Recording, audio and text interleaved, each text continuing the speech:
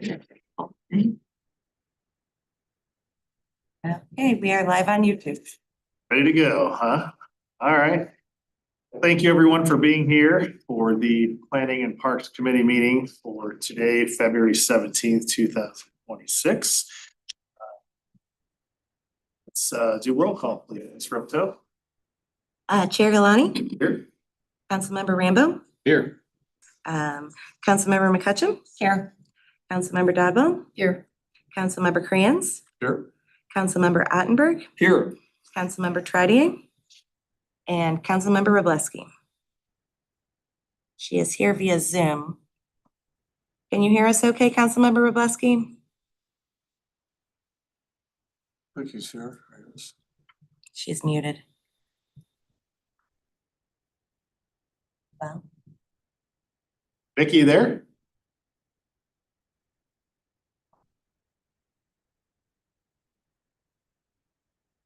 Sound's not working. Well, she's got her speaker turned off. So.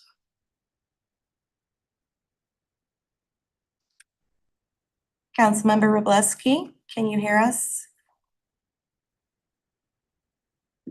I can barely hear Coming her. through. I thought I heard her. You heard her? Very faint. Well, her thing's on mute. Well, that mutes her, not us. So If I can text her. Can you hear me now? Oh, okay. You there? Okay. Okay, great. Sorry. No, you're good. Loud and clear. Perfect. All right. And we have quorum. Awesome. Thank you, everybody. We'll start off by approval of the minutes for the meeting from last month on January 27th, 2026. Can I get a motion? Councilman Rottenberg, second. Councilmember Crayons. Any discussion on the motion? Seeing none, all in favor, please say aye. Aye. Hi. Any opposed? Any abstentions? Awesome. All right, it takes us to public participation. Do we have any, I don't see anybody here in the room. Do we have anybody online? If anyone online would like to speak during public participation, please use the raise hand feature and we'll promote you to a panelist. Does not appear so. None? Okay. Takes us to our next item, which is action items, and we've got 5 items for consideration under planning. And we'll start out with the strategic review and modernization of advisory bodies reporting to the committees, which includes all wards. And we've got Director Vunish. Thank you, Mr. Chair. Mr. Chair and members of the committee, thank you for coming tonight. We do appreciate it. For some, it was a long weekend, so coming round into a meeting after a few days off is much appreciated, so thank you. As the committee is aware, back at the end of 2025, there was a request by the chairs of the standing committees to do an evaluation of all of our commissions, boards, committees, subcommittees, ad hoc groups, etc. Ultimately, an 11x17 table was prepared and circulated to all of the city council members. That table was prepared by the city administrator, Thomas Lee, Rick Brown, our director of public works, and the Department of Planning and Parks. Ultimately, the request that came out of that table and the information contained therein is what board, commissions, boards, ad hoc groups, committees, etc., could needed to stay by either statute or ordinance, could be considered for restructuring or be sunset or eliminated. The department took the initiative, and hopefully that was okay with the committee, to kind of go through and create a table of what 14 entities the Department of Planning and Park has supported over the years. The entities are identified in the table, whether they're created by statute. When I say statute, that's state statute or ordinance. The recommendation, and then just the meeting frequency, so you have an idea of what we're talking about in terms of the commitment of time, both as city council, as part of a committee, or the council itself, or as a liaison to any board, commission, or what the situation might dictate.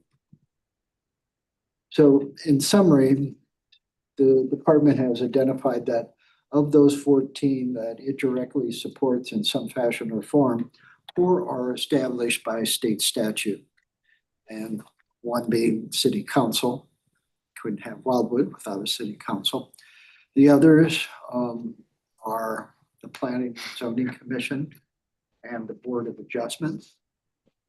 If you have zoning, you need a Planning and Zoning Commission. And if you have zoning, you need a Board of Adjustment. Those are in state statute and have been for. All right.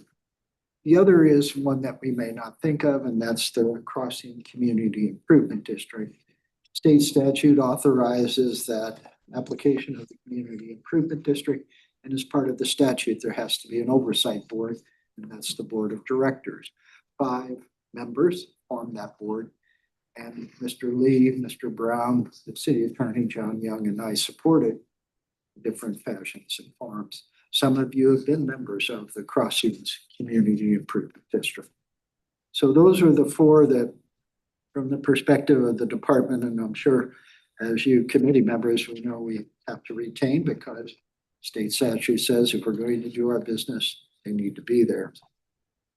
Thereafter, there are 5 created by ordinance, and there is an error in the chart. The Wildwood Celebration Commission has no, it says city council action. That's actually a yes.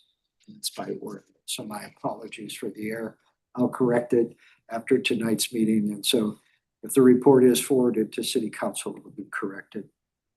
Those 5 relate to the Historic Preservation Commission, the Planning and Parks Committee, Wildwood Celebration Commission, Architectural Review Board, and the Development and Zoning Review Committee.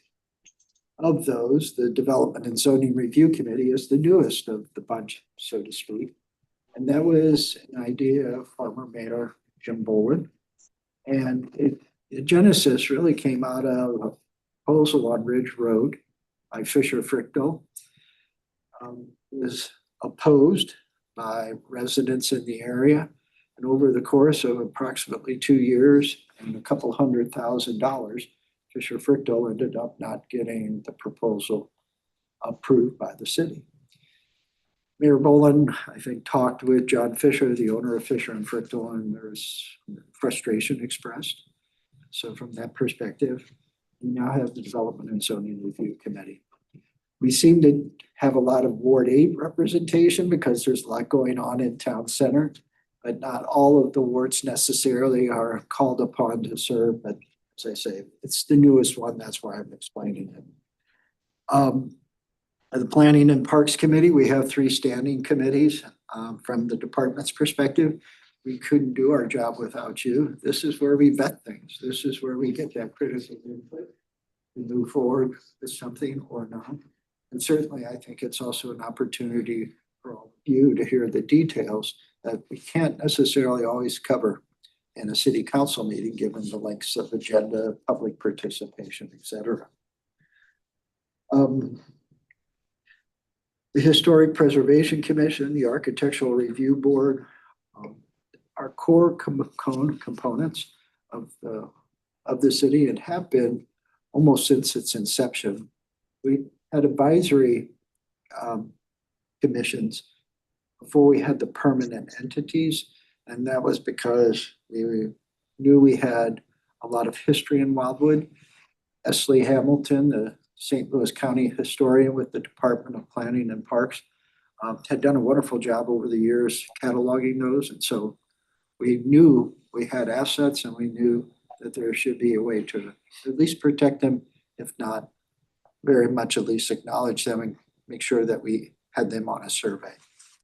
The Architectural Review Board, it's been a kind of a hot and cold component. At times, it's really done a disservice, I think, to our town center in terms of the standards that they applied and for the most part dissuaded certain businesses and developers from coming. Then on certain instances, it's not what I would say understood the complexity of some of the issues we're trying to solve. And so what I would suggest here, and the department is recommending it stay, is that we institute the new requirements for the Architectural Review Board, which is 3 members, 3 architects, And then all decisions are reviewed by the Planning and Zoning Commission, then received and filed by City Council. I think that's an approach I would hope that we could try and see if it's successful. We can always step back and then talk about consolidation elsewhere or a different approach. And the remaining 5 were created by City Council action. And those are usually special needs. And so the Citizen Oversight Group for Master Plan, we've been meeting just over a year. Ms. McCutcheon and Dr. Rambo are part of that. They can kind of explain what they've been doing for that year. But I think, knock on wood, will be done in May or June. And then that group will kind of dissolve. The Landscaping and Planting Subcommittee of City Council, as you know, we had a tough start with our consultant. We kind of collectively put our heads together and took it over. Melanie has been working judiciously on it, and we should be back together in March, and we'll have a formatted pre-manual that I hope you all think is something pretty special. I do. Seems to have come together pretty well under the leadership of Ms. Ripito. The Watershed Erosion Task Force, we haven't met in a long time.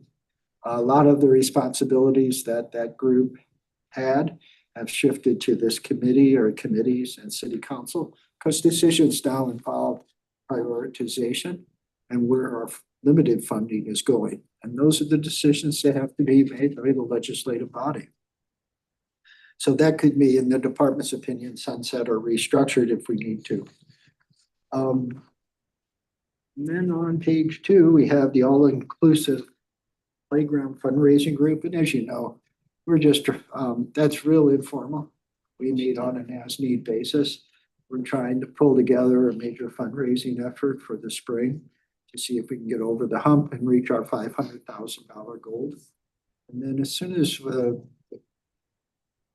the perspective of the department, once the playground's constructed and open, the group will probably dissolve or potentially get restructured. I don't know. And then finally, the ad hoc building committee, which meets next Monday night. And so they'll be pulled back together. Thomas Lee, our city administrator, did a good job this morning, kind of going through all the list of things that's on his to-do list, and that's a lot. So I think that group's going to get pretty busy here pretty quick. So again, those are as need, and once the need is addressed, I think they can either be expanded, structured, or accomplished. So for the most part of the group, the only one that seems to me that needs to be sunset or probably rethought is the Watershed Erosion Task Force. I think they did a wonderful job over 4 years. They identified the priority projects. They identified the stormwater management master plan, and they identified the basin retrofits and led us to a potential solution beyond just those traditional basins that are in place, actually creating new ones in the channels. I do have good news. Intuition and Logic, one of the premier stormwater management engineering firms in town, is beginning the analysis of Evergreen Forest Court, Evergreen Forest Drive. So Mr. Berger and those homes along that edge of creek that are suffering, the work has already begun. So that's great news. Yes, So it is. that's all that from all the Proposition S with the sales tax fees. So it's great news. So that's the department's pitch, to put it kind of informally. But a lot of what we do is driven by the group of entities I've identified. And certainly, if there are any questions, I'll do my best to answer them. Are you looking for any action from the committee on this, or is this more of an information? A great question for Mr. Lee. I know that there was a desire to have this addressed. So I would say if you feel that if you're supportive, great. If not, we can defer to March and make a final discussion then. If there are any questions, please. Councilmember Rambo? I'm supportive of everything you said. I do have one question. the ARB, we've only got 14 architects in the city of Wildwood, and then if 3 of them have to be on the council and there are term limits and all those kinds of things, I don't see it as being practical. We went through this before, and yeah, we gotta have architects and so forth, but a representative architect and maybe, a captive one that the city, pays for consultancy or something like that would make this a more practical solution to the problem, because 3 is more than 20% of the 22% of the available architects in the entire city. So is there a way to solve that problem? Well, the new legislation that was orchestrated by Mayor Boland and ultimately approved by City Council allows us to actually go out and engage. I thought so. Okay, so that would be the third person, or maybe the Right. second and third, or. And Mayor Garitano interprets the charter requirement differently relative to term limits on volunteers. Many of the architects that we were serving were bumped off because Mayor Boland had the thought that it should be done retroactively. Okay. Mayor Garitano hasn't. So some of them would be eligible again if we chose to engage them. Some may not be practicing any longer. I know that group was getting getting like me, older. Which is kind of part of the complaint that you had about town center architecture decisions. We, drove people away because, it can't look like that because we need to be, historical or whatever. I thought it was kind of ridiculous at the time. There were times, I'll admit that some of the members wouldn't talk to the department for extended periods of time Yeah. because in its opinion, we had a set of code and standards and guidelines, and I thought they far exceeded them. And that often meant that the developer or the entity couldn't afford to do the project. Yeah. It's fair to them. Yeah, that's rigid. that's a shame, but, okay, well, it's not up to either mayor. Can we get a final determination from John Young?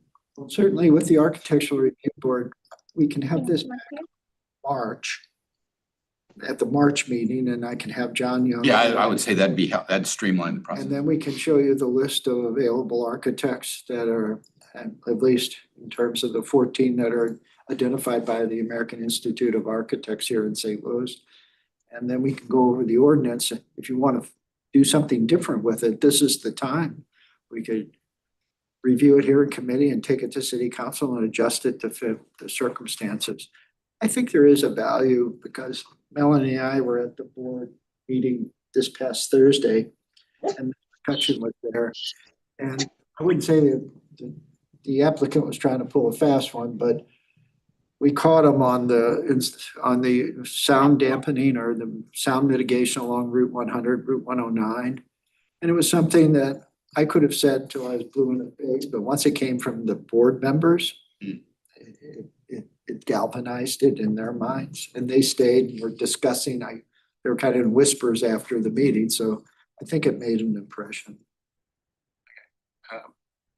Councilmember McCutcheon and then Councilmember Dodwell. The ad hoc building committee, what exactly do they do? I mean, we've got 3 staff names on here. So I don't understand what they exactly do. Well, initially, and there's some in the group here that know better than I. Ms.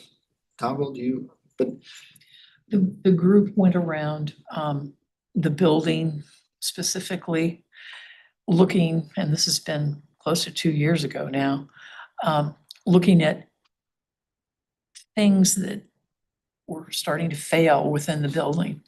And we put together a list of things that needed to be improved upon so that we could work with those within our budget process, et cetera. And so now that we've got some funds available, I think we're going to get the committee back together with the purpose of, okay, how do we prioritize each of these things? What comes first, which comes second, what has to wait, those kinds of things. So it was just, how many council members? I just got appointed to it. Yeah, Monday, I guess we've we're got not meeting. 3 or 4. Yeah, we're meeting on Monday, so we'll have an update for the next Parks and Planning meeting if you'd like. But that was its specific goal, so that the city had the city staff had some additional support from council on improving a building that from my perspective, probably wasn't built as soundly as it could have been. So that's it. Mr. Lee described today, given the cost of building repairs, building materials, labor, Mhm. a lot of these fixes are going to require RFPs and Yeah. the advisory building committee will review those RFPs, make recommendations about which one to select and then negotiate, things like that. It's gonna be a lengthy process because based on Mr. Lee's list, there's just a number of things that need to be addressed from Yeah. HVAC to the issues with stormwater management stuff. Yeah. Hundreds of thousands of dollars worth of improvements are needed. Fortunately. I had wanted to go back to the Architectural Review Board and ask, we've said we have to have 3 architects on it. Would it be possible instead to have 2 architects and an engineer of some type, or we may have a little bit more leeway with a mechanical engineer or environmental engineer or something like that. As I said, we haven't implemented it yet. It was at the, so to speak, tail end of Mayor Boland's tenure as Yeah, the top elected official, and Mayor Garritano had to hit the ground running. So I can bring back, like I had mentioned, we can have it back in March, let you see what it says, take your suggestions, and then we can read them. I kind of like the idea of 1 architect resident, 1 other professional, a mechanical stroke, someone that works with buildings, and then a resident. Mhm. I think that'd be a nice mix. Yeah. Yeah. Gets people out of the tunnel that they sometimes. go down. Exactly. Exactly. Anybody else? Now, if with the permission of the chair, no action tonight, we'll revise, I'll make the correction on the error. I'll get the Architectural Review Board information together and we can tackle it at the March meeting. Okay. Fair Thank enough. you. Everybody good with that? Yep. Okay, sounds good. Thank you very much. Thank That takes us to number 2, which is responses from other service providers on utility task vehicles and golf carts on public streets in the town center area. Director Vunish. Thank you again, Mr. Chair. Mr. Chair and members of the committee, thank you for your patience regarding this particular item. As you know, we started this back in September, I think it was, September or August of last year. There was a request by the chair to consider authorizing golf carts and utility task vehicles in town center to achieve a lot of different goals. Primarily, one is, I think, to help the business community. That's consistently what I've been told, as well as just to kind of elevate town center and make it kind of a place that's, I think, has a certain kind of character that obviously we're trying to create with new urbanism. To that end, the department's first step, which was authorized by the committee, all of these components were brought to the committee at different stages, was to contact other service providers and solicit their input into this particular topic.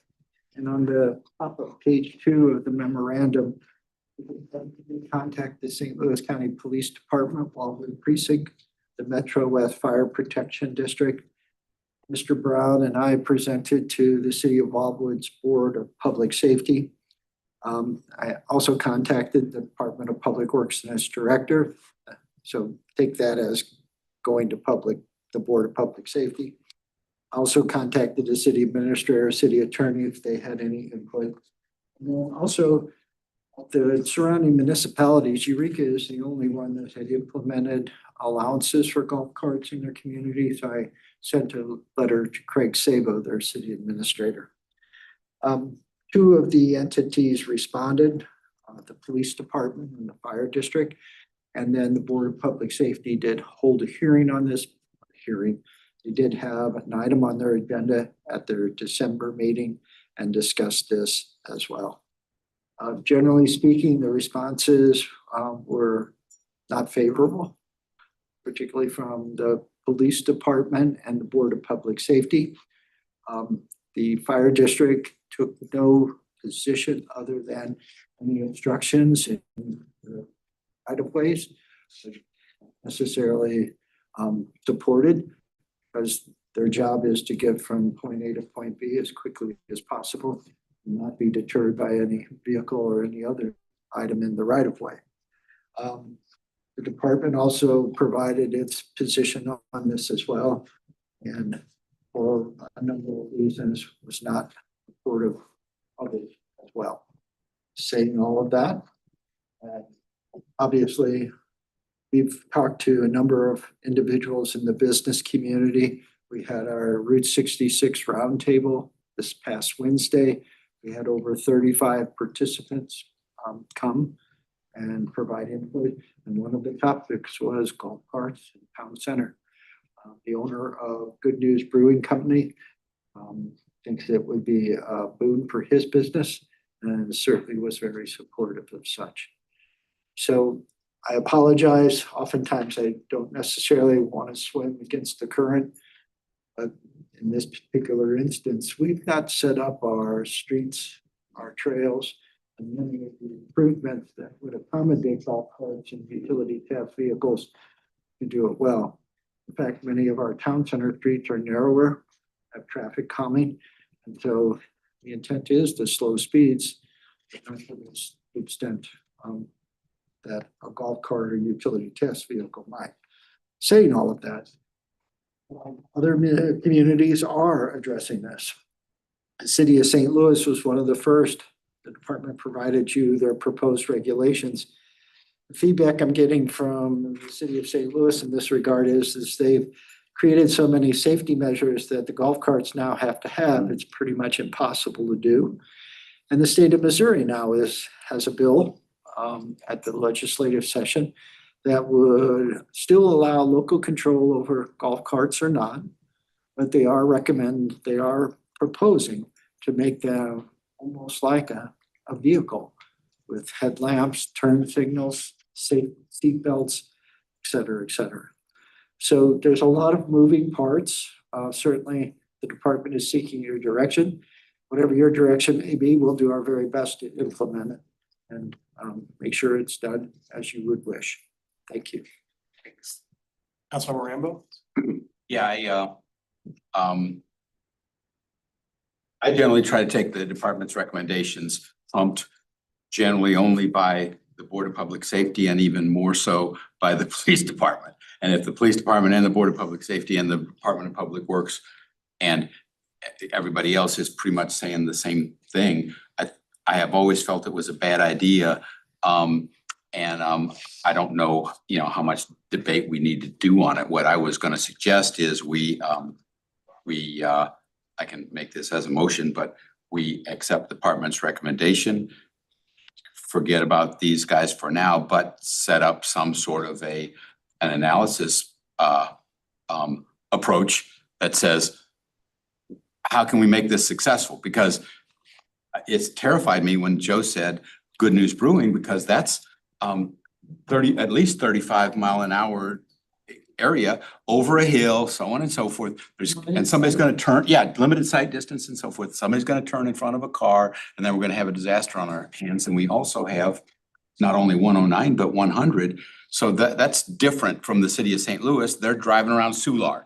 Okay, that's fine. I just don't think we can do that unless we limit them to no crossing of the highway. There's just too many safety concerns and too many problems with a golf cart going 20 when everybody else is wanting to go 35 and so forth. So I just think it's a bad idea.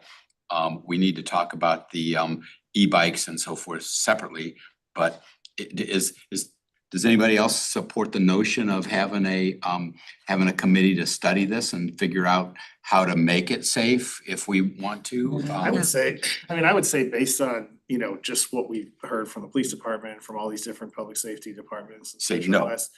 Yeah, I mean, and the whole reason it was brought up, and I'll say this because I've been personally approached, I don't know how many of you have, but by numerous residents here, especially in Ward 8, that are pretty upset about it and really think that they should have that right to do it. So more or less speaking, I brought it up to the department to look into it strictly more to like respond to resident. Sure, requests yeah. And to say, hey, we're taking a look at it to see, but I don't disagree with anything that Joe just said or that you said, in the sense that at the end of the day, we have to look out for what's best and the most safe situation for everybody involved, not just the small handful of people that may wanna drive their golf cart. And I think the UTVs and the golf carts, I think golf carts are a significantly different, I don't think they're two of the same thing. I My think Gator goes 60 miles an hour. that's what I'm saying. Some of these things, they have seat belts and the doors closed and roll Yeah, cages. yeah, yeah, I got all that. And lights and turn signals, and they're almost like a car, right? They're just not, Those on public streets. right, they're not licensed, so there's still, If I'm you- saying, There's a process through the state to get insurance. Get them licensed too. But the committee that I was suggesting is just that, give a list of what the places that have been successful in regulating them. They have all kinds of safety requirements that Joe said, make it kind of like registering a car. If we can make people jump through those hoops, they got no complaint coming yeah, and that's because. what I said previously too, is I personally, from the beginning, I think the golf carts and UTVs should be mutually exclusive conversations. I don't Yeah, think yeah, they should be probably so, lumped into probably so. one thing. Like Yep. the golf carts, I 100% agree with. There's no way to justify that because they're totally different. UTVs, like you just brought up, are totally different. And if the state comes up or we figure out a way where we can have people register with the city and have some type of thing to where we know who they are granted a permit for whatever purposes, and they gotta be over 16 and all these other things. Those are things we can look at. I would say right now, for the purposes of today, it would be something that we would table for future consideration and not take action on approving or recommending approving anything. Cause even on the UTV side, we don't have enough information or enough ability to manage it. And the thing too is like Good News Brewing, I'm sure Larry's feels the same way, but I get it, right? You might have people that might just jump in their UTV and cruise up there for a drink, but it's a very small minority of people who would be wanting to do that. And secondly, I would advocate that that's probably the most dangerous place because people are going over there to have cocktails. A drunken golf. And then they're gonna a drive golf it cart, home. yeah. It's different than going up to Deerbergs to pick up some cereal, right? Uh-huh. If you live in Cherry Hill, so. So I was just trying to leave it open for particularly for Yeah, the Ward yeah, 8 yeah. folks to say, yes, we're studying that, but the initial determination is No, no. for sure. Councilmember Trotter. So the state of Missouri there's a bill for golf carts specifically or both? It's golf cart specific. So I think that makes the conversation easy with residents. We're tabling this, let the state Yeah. decide what they're gonna do. We have a negative opinion on it now, but we can't even implement if we don't know what's gonna be passed. at the Yeah, state they level. can't drive it on a public street without a registration anyway. But like I said, I think when the time comes, I just brought it up because like I said, I had a significant number of residents, like I said, especially here in Ward 8, where it's right in the middle of town center, where people are like, hey, I got these things, it's ridiculous that I can't do it. And of course, even though I've had people bring it up, if you look in the context of the general population, it's a small minority of people that are concerned, and the people that are concerned are passionate about it because they like driving their thing. And I'll say that I go to Deerbergs regularly, and I've seen people driving their UTVs to Deerbergs in town center, regardless of the fact that, and I've seen e-bikes too, regardless of the fact that they're not allowed to do it anyway. And I know the police department probably has, talked to people about that and that kind of thing. But I just, for the purposes of making it a, city ordinance to say you can or can't, or you can do it, I just don't think there's enough information there to provide us the ability to make a decision to change the way it is today and keep it safe. And I think that's a good enough explanation for residents to say, the state's looking at different considerations. We really can't take action on this until we have more direction from higher level authorities on what we could even do and what it would look like. So that's the motion, deny it for now and wait for the state to bring up a determination. I'll second it. All right, we have a motion and a second. Any discussion on the motion? This includes both golf carts and UTVs. For now, yeah. All in favor of the motion, please say aye. I have a question. Aye. Oh, Gracie. depending on the way this state ordinance is written, municipalities don't always have to follow them, correct? No, it just gives us guide. That like the registration requirement, you have to have insurance, the parameters to allow it. The city would then determine whether or not we allow it. They just set the minimum standard that we would have to follow. And we would know what they would have to do if we wanted to allow. Does it have to have a seatbelt or not? That would probably be the state. How is it registered? Is it registered to the state, a license plate, or is it registered to the city and we The provide county. permit or?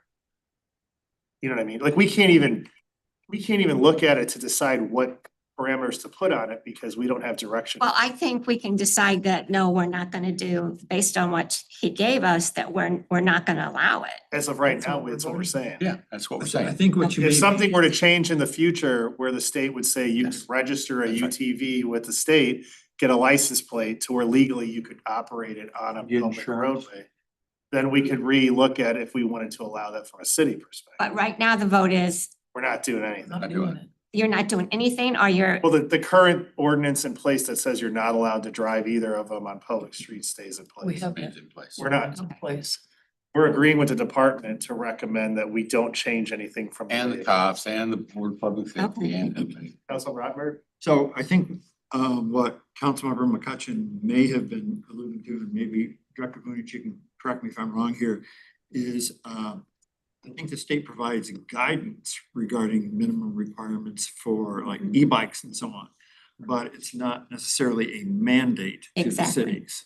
And I think exactly. you were trying to clarify, would the state legislation be guidance or would it be a mandate? Yes. Okay. And the state legislation as proposed is clear. The decision is always up to the municipality still. So they'll set what they believe are minimum requirements that should be included if a municipality decides to. But if a municipality decides not to, that's well within their purview. Exactly, that's what I was asking. Can I ask a follow-up question? go ahead.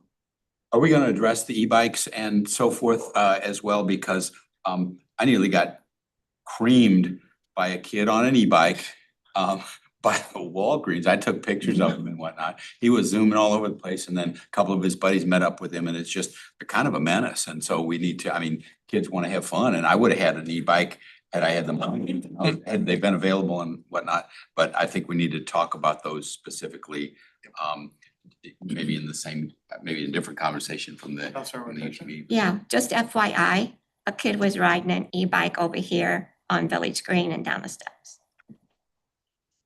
Council Rottenberg? So I think, if memory serves, I think Mr. Young, city attorney sent some directives, or I shouldn't say directives, but recommendations that we clarify some aspects of our code regarding e-bikes. Is that not correct? Strasburg, your memory is very good. We have Sometimes. regulations relating to e-bikes, but we limited them to our parks and trails. That's where we first saw them. Mhm. Now they're everywhere. Everywhere, yeah. And that's the problem. They're on sidewalks where people walk. So we'll bring that up for another meeting on the agenda to discuss the e-bike separately. Good. But for now, we've got the motion on the floor in a second. I thought we, And Councilmember Bluski, I think your dog voted 8 times. Sorry. I'm just giving you grief. All right, so let's, all in favor of the motion, please say aye. I, Hi. Any opposed? Any abstention? All right, cool. Good deal. So we'll leave things as is. And looking at it again in the future. Next item on the list is a lot consolidation proposal for City Hall and Village Green properties in Ward 8. Director Vunich. Thank you again, Mr. Chair. Mr. Chair and members of the committee, the department is presenting to you for your consideration a proposal to consolidate a group of lots that are contiguous and all under the city of Wildwood's ownership. Those lots include the 2 3-acre parcels of ground that farm Village Green, phase 1, and now phase 2, City Hall, and the trail system that's around the large detention basin south of the theater. You may ask, well, why would we want to consolidate? Well, first and foremost, we've been fortunate that phase 1 of Village Green has been primarily flat work and no structures or buildings. And so the setback requirements relative to the 2 parcels of ground were not applicable. The setbacks were adhered to on the city hall site when the building was constructed. However, the new phase two with structures and proposed restroom would have to adhere to the setbacks. And so from the perspective of the department, it eliminates potential areas of the total 6 acres for use. Additionally, and probably most importantly, Mr. Lee, Mr. Brown, and I had a conversation with Robert Miller, who's the Director of Engineering with Metropolitan St. Louis Sewer District. We were talking about our stormwater bioretention basins that sit next to our building foundation walls. And we're trying to solve a pretty difficult problem. And we talked about trying to retain water further downstream, further upstream, and the district looks at each individual site as a location where stormwater must occur. You mentioned potentially doing consolidation. Mr. Miller said, well, that changes everything. It's one lot. You may be able to detain further upstream or further downstream. And so from that perspective, that would be a big deal, particularly if you do more upstream than downstream or here. And so the department has been working not publicly, but a firm out of Washington, Missouri has been doing a number of surveys of late for our residents. The department has been seeing those surveys, reviewing them, and they're relatively inexpensive in terms of their services, but they do a very good survey. And so that's the component that's before you tonight. I contacted Aaron Wagner, who is a principal in DFA, and asked him to provide a cost estimate for the survey work. The response I provided as part of the memorandum, he thinks he can do it for the least cost by just time and materials as he's described it. And when asked what that might, the upper limit might be, he said approximately $4,000, but if he doesn't, it's not $4,000, he's not going to charge $4,000. Survey work is very expensive work. If you've had it done to your property, you'll understand that. So the department is not bringing you additional bids. It can, but in this particular instance, the quality of the work and the commitment, as you can see from Mr. Wagner, is pretty substantial. The department would like to proceed, get a favorable recommendation. Councilmember Dodwell? Is this coming out of operating budget? It will come out of the Department of Planning, and it'll probably be like either, we'll do a contract or contractual services. Okay, just want to make sure we had. Councilmember Trotter? So I think it's a good idea based on what you said, but there are long-term, legal implications for turning this into one property. I think things like the setbacks, if we're common owners, could be that can be dealt with without combining the properties. I don't know about the water issue. Generally, the issues I think are when you go to sell or transfer, various portions, which I don't think the city plans on doing. But I am aware that we're looking at expansions of the roadway. Is there any reason why turning it into one parcel could cause issue in the future for the city as opposed to having individual lots? Mr. Trotter, yeah, I couldn't see one. Even Wildwood Avenue is right of way the city owns. Collectively, it could have been added because it was actually transferred as a parcel of ground for right of way purposes, but it's a standalone parcel, and obviously other than the trash enclosure, it's intended for access, future access to the south. I guess from the department's perspective, I would look at it as a benefit to the stormwater management problem we face with City Hall. I would argue, not in a bad way, that the setbacks, Board of Adjustment could address it, but I think this is a simpler approach, and as John Rung will tell you, and he's told me many times, the variance is the last resort on the list of things to do. You only go to the Board of Adjustment when there's no other appeal process or approach that would work. And so I adhere to that. I appreciate your concerns. There may be something that I haven't thought of, but I think the stormwater issue is the linchpin. If we can figure out something to either eliminate these two or reduce their size or relocate them because we have a single parcel, then I think we've done the taxpayers a great service. Councilman Rottenberg? So this is a somewhat unrelated question, but it still sort of ties in with these properties. There are some private properties that are just below the colored rectangles, especially the one on the left and the one in the middle, owned by residents who are around retirement age and thinking of selling. And they had approached me at one point in time about making those properties available to the city at what they said would be a quote reasonable price unquote. And I know I had passed that information along. Do you know if anything was ever done regarding that? Mr. Hayes, Larry Hayes Yes. is one of the owners. He's discussed it with me as well as his neighbor. Okay.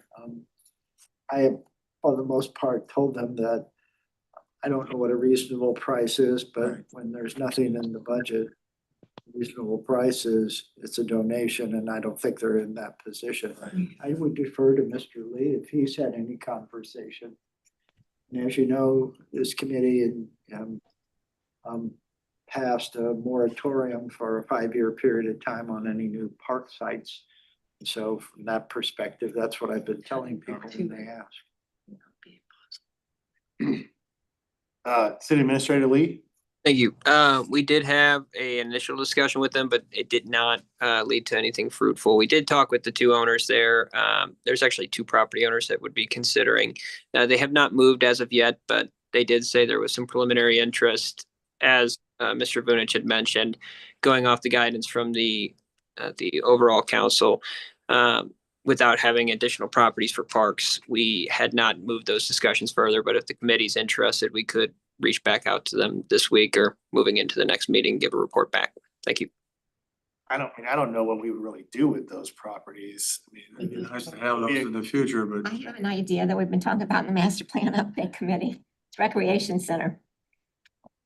That's a whole nother. That's a whole If other. we had the land. We have the budget for. rec do center. what with them? Sir. A recreation center. A senior center. Well, because we send out surveys and ask residents, what do they want to see in Wildwood? They We want- sent one out from the master plan. The 2 big items overwhelmingly was less density and a recreation center. And it's totally different than a Y. I don't need to go into all that at this point. Yeah, for sure. Yeah. I mean, But, I mean, if we had the land, if we had the money to have the land, then that'd be a perfect place for it. I don't disagree with what you're saying. I mean, but there's multiple layers to that. There's, if we have the money to have the land, Right. and then if we came up with that solution, then if we had the money to get the rec center, which I mean, a brand new rec center with a pool and No, water. no pool. No pool. Well, No whatever pool. rec center would, No. I think, I require think the a main thing I tax want is a pool. requirement. No, from they're the just too city. expensive. No, residents. you don't want a pool. You want a place basically for the kids that we're running over out in the parking lot. And, you know, it's gonna be an economic development push for our town center. You could maybe even in the rec center get somebody like Taco Bell or whoever, just to have a kiosk in there to have food available. I mean, there's all kind. We got a there's $3 whole- million village green that's being built. That's. gonna There's be no more Taco with an Bell in there. outdoor There's rec center. nothing Yeah, there's your expensive in there. racial. Yeah, I mean, like I said, there's a long wish list of dreams I think we could come up with, but at the end of the day, I think. Well, I understand we don't have any money. I'm just saying that if we get those parcels, that would be a perfect place for a recreation center. And it would be an economic driver to get people up here to town. Yeah, no, like, once again, I think wish lists are great, but the problem is like those parcels of land wouldn't be donated or cheap. We most could get likely. Car Shield to build it. And then the other thing is, Ew. the other thing is that if you're talking about potential tax increases for watershed and other things that you're gonna bring to the residents, purchasing land that you're not able to do anything with for the foreseeable future is a tough. How long we Taco had the Bell's land number for the one village choice of green and we did, that sat there forever before we did anything with it.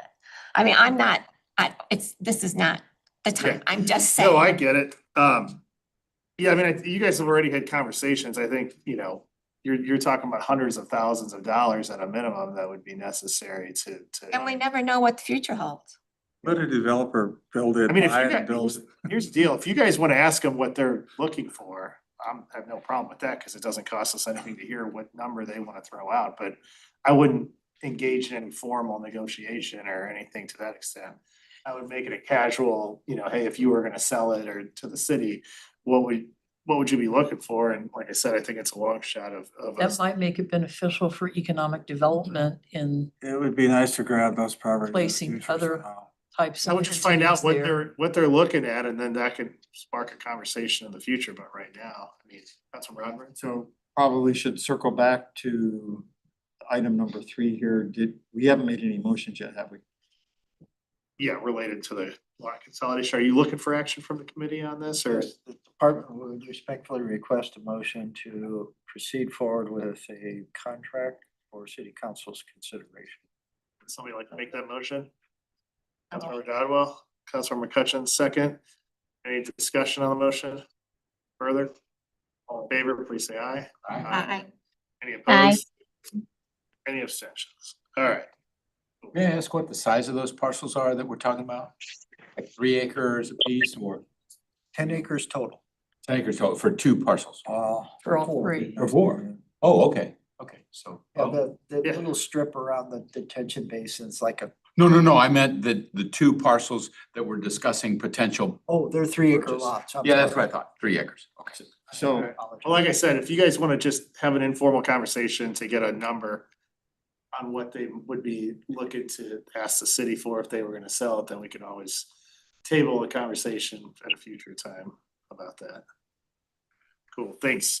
Next on the list, we've got Route 66 Historic Marker, Director Vunich. Thank you again, Mr. Chair. Mr. Chair and members of the committee, the department has prepared for your consideration tonight a memorandum which requests you to consider paying $5,000 additional for one of our community markers. I'll give you an explanation why. As you know, over the course of many years, we installed 11 community markers in historic communities that originally formed what now is Wildwood, Missouri. Those markers were distinctive. All were prepared by Ingraphics, a company that's located in Brentwood, Missouri, and installed by Gailey Contracting. We think that they are very distinctive, and for all intents and purposes, they are, for the most part, indestructible. Many of them have been up for years and years in the sun and the rain and the snow and the cold and the heat, and they look as good as the day we received them from Graphics.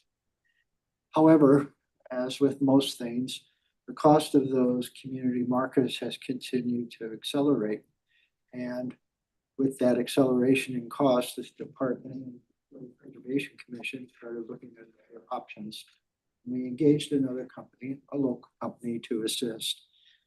Unfortunately, as we worked through the different variations and input from the Historic Preservation Commission members, we were not necessarily getting that feeling that this would be a quality marker like the others.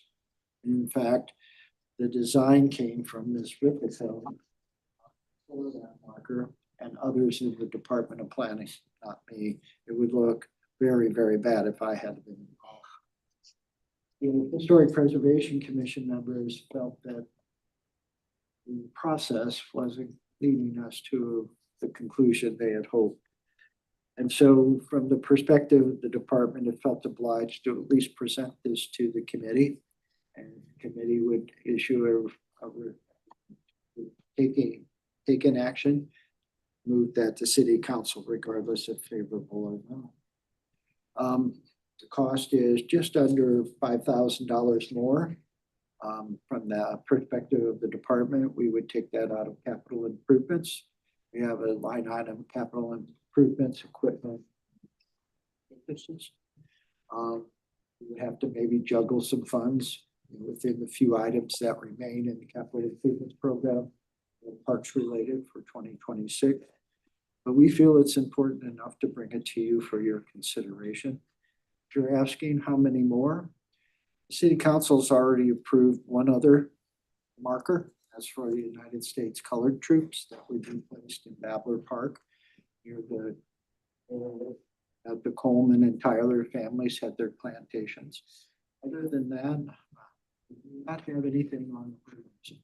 Doesn't mean that there might not be something come up, but certainly there's nothing on the horizon. So 2 more is what we're looking at for the future. One for Route 66 and then the other for CT. Randall, would you like to add anything? No, you covered it. So what's the total cost then? This one cost just under $16,000. The other was just under 11,000. All right, I'm a no vote because I don't think this is a time for it. That's, all I have to say. Appreciate it. That's why I brought it here. Anybody else? Councilmember Dowdell? Where's the location for it going to be? The Historic Preservation Commission is recommending down at Big Chief Roadhouse. It'll be placed there in the public right of way just by the building itself. No traffic down there. Else? Rambo? I don't know, we talked about it a bunch and Wildwood's doing everything they can to put our best foot forward for the Route 66 anniversary celebration and so forth. And the cost of these monuments has always bothered me a little bit because it takes quite a bit. But if you figure that a number of them have been here for 30 years and are still in good shape, it tends to make more sense. The Colored Troops one is really in a way sort of the least we can do. There's a whole lot of historical buzz surrounding the Colored Troop identification and acknowledgement and so forth. And there's a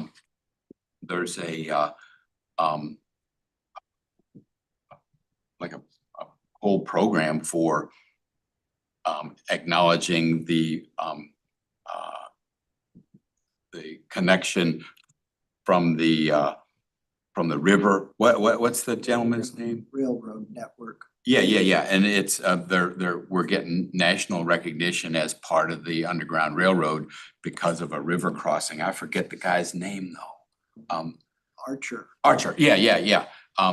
And so if we have national recognition for being part of the Underground Railroad, but we don't have anything whatsoever in the entire city to show to acknowledge that recognition, it just seems like a bad move on my part. So if we were gonna split them out, I would say the Colored Troops one is very important for our image, and the Route 66 one is very important over the short term, providing we can get it installed before next summer, because we're doing all this stuff for Route 66. We've got a magazine, we've got our Route 66 map and so on and so forth.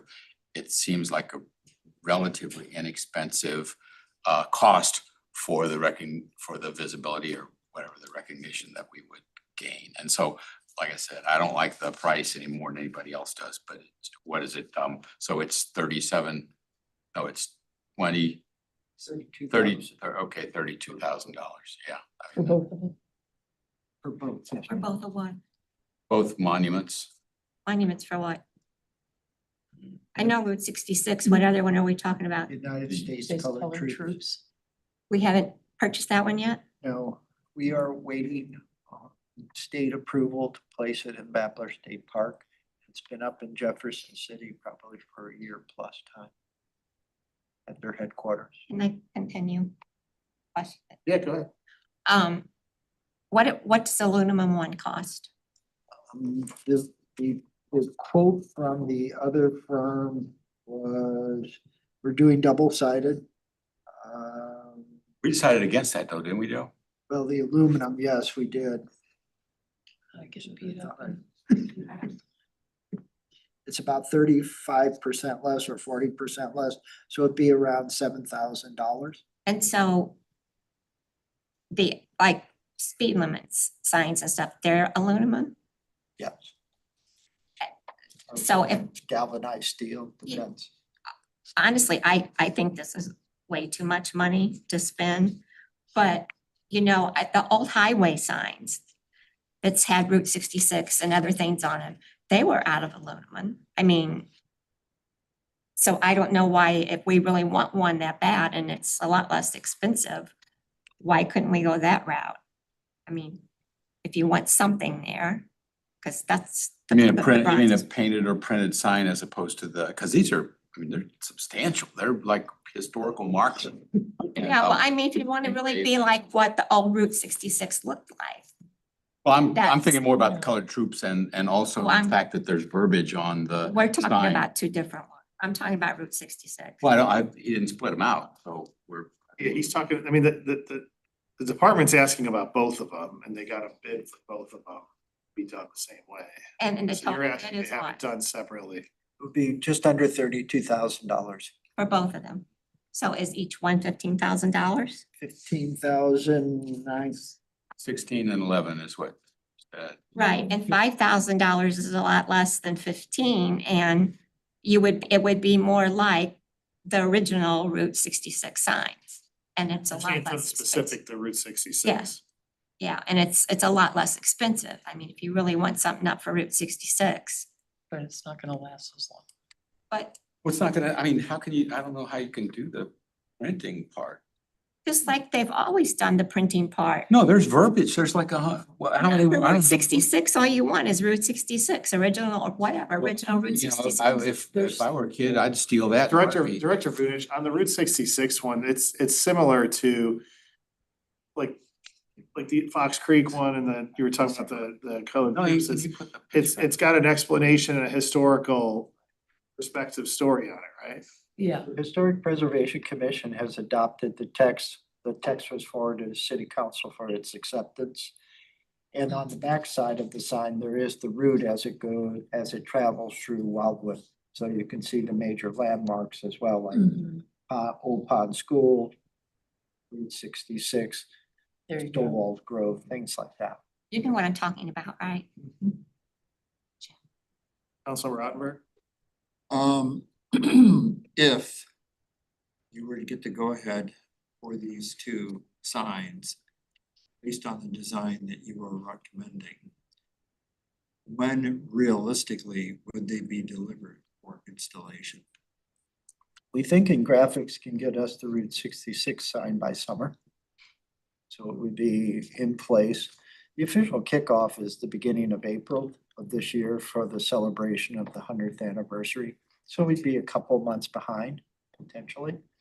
The United States Colored Troops, I just can't tell you. We sent it up, the park superintendent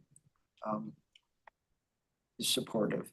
He packaged the information with recommendations, sent it up to the headquarters in Jefferson City, and it's been there since then.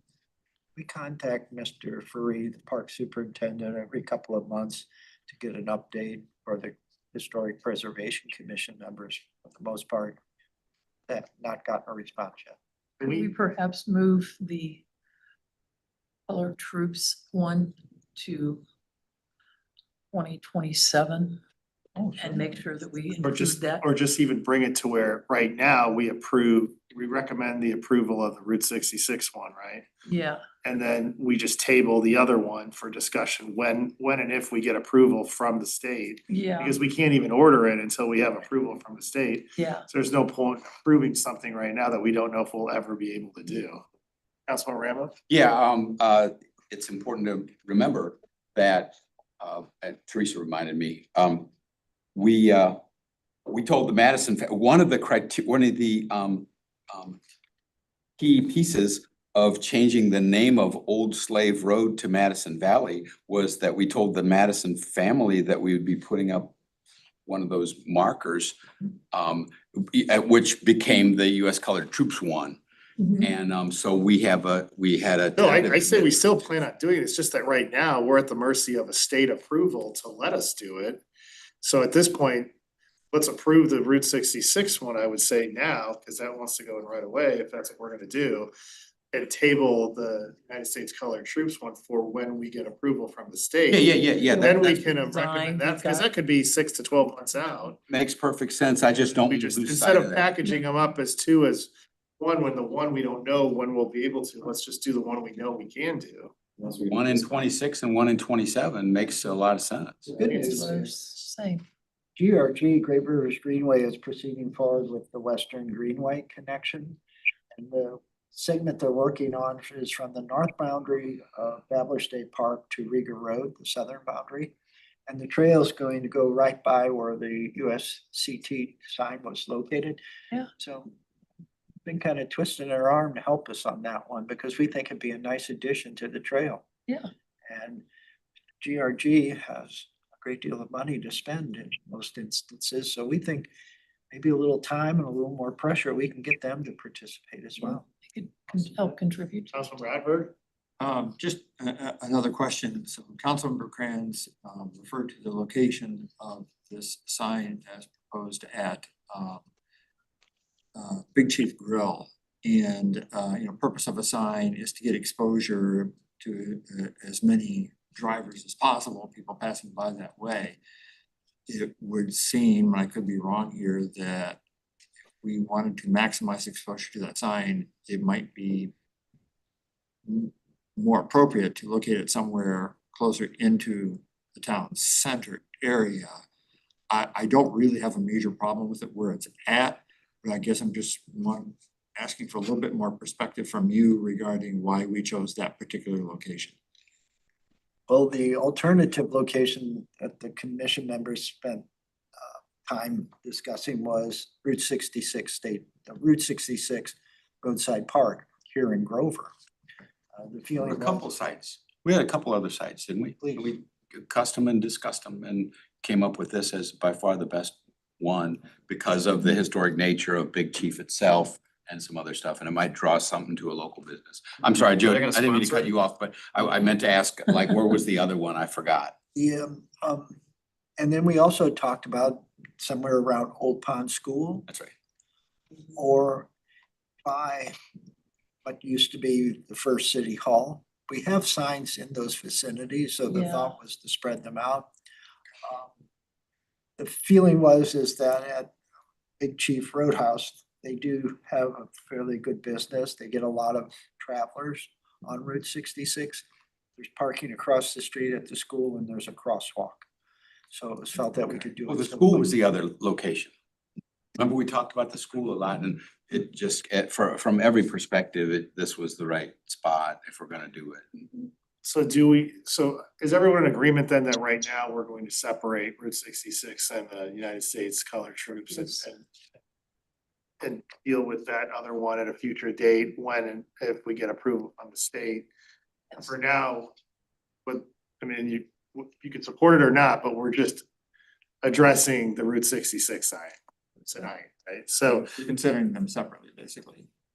correct, we're gonna table or postpone, whatever you wanna, the other. For a year, we can until- say 26 and 27. I mean, if that. I would just say whenever we get word from the park director that the state Yeah. has approved it, Okay, then we can bring it back to the agenda and talk about it. And so for now, does somebody wanna make a motion regarding the Route 66 sign?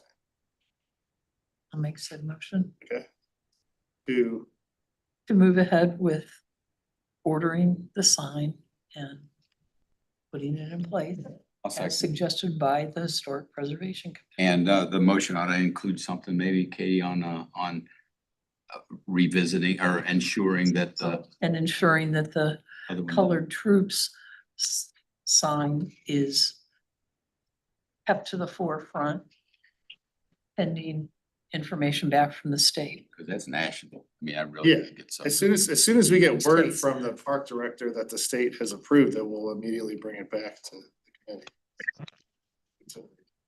For approval of what I was saying. All right, so we've got a motion on the floor. Somebody like to second? I did. Second, Councilman Rambo. Any further discussion on the motion? Any questions, concerns? All right, all in favor of the motion, please say aye. Aye. Hi. Any opposed? Opposed. I'm opposing. 2 opposed? Any abstention? Okay, motion passes. All right, thank you very much for that discussion. The last item under planning matters is the recent development trends within the city of Wildwood. For informational purposes, does anybody have any questions related? That's been provided by the department.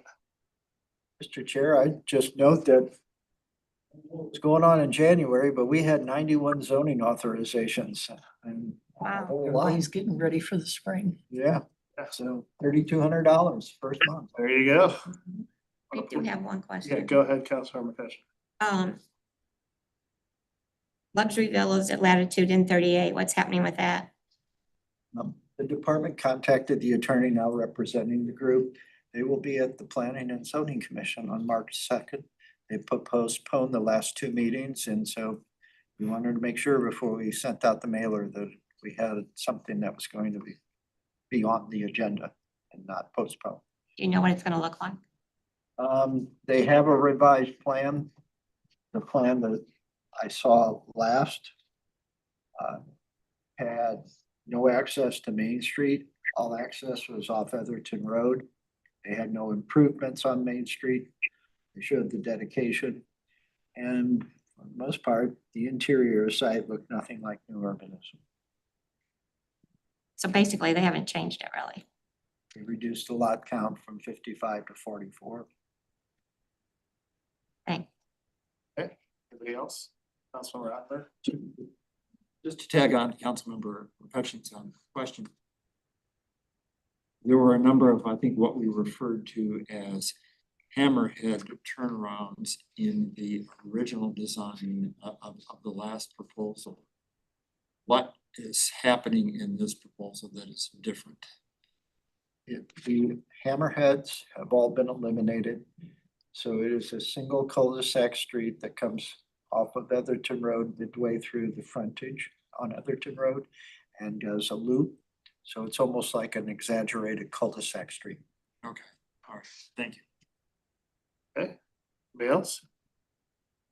All right, thank you very much, Director Vunich. That takes us into Parks Matters. We have 5 items ready for consideration. The first being the performance stage for Village Green in Ward 8. Director Vunich. Thank you again, Mr. Chair.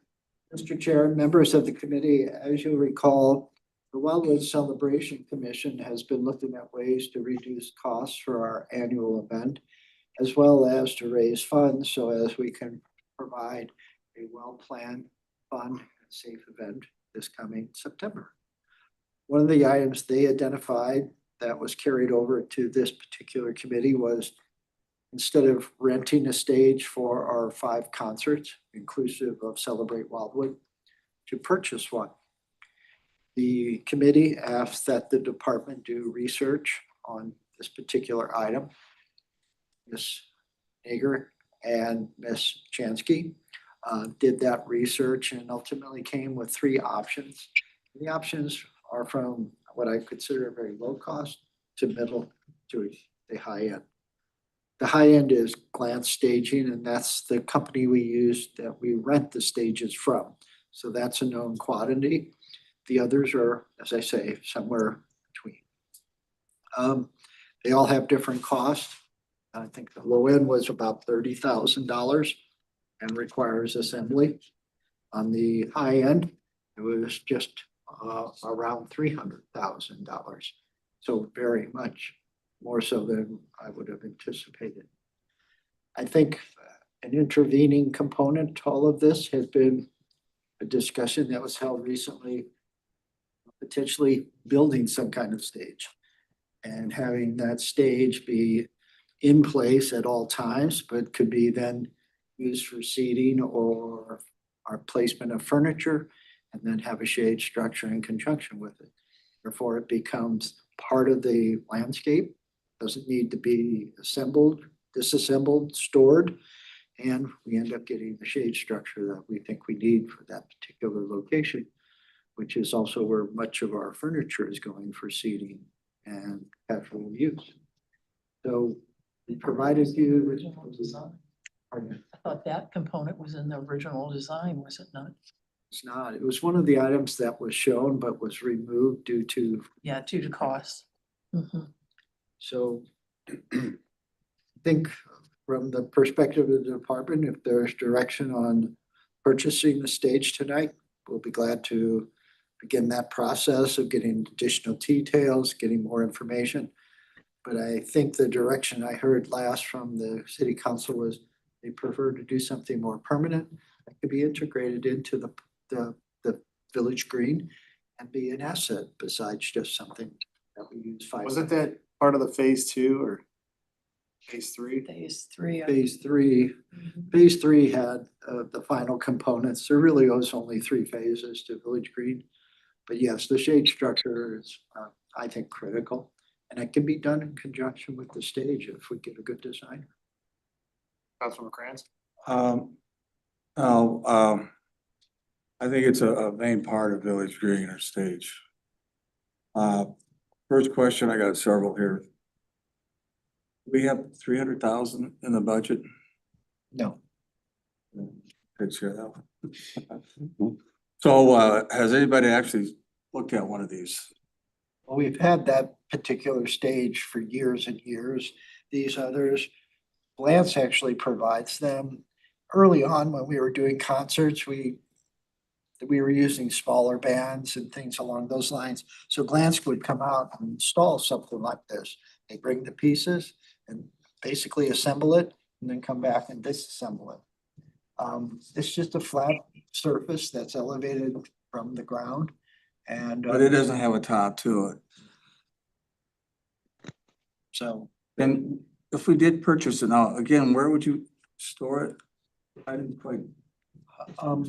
That's a good question. We have some options. The west side of the garage, we have the new recycling container there.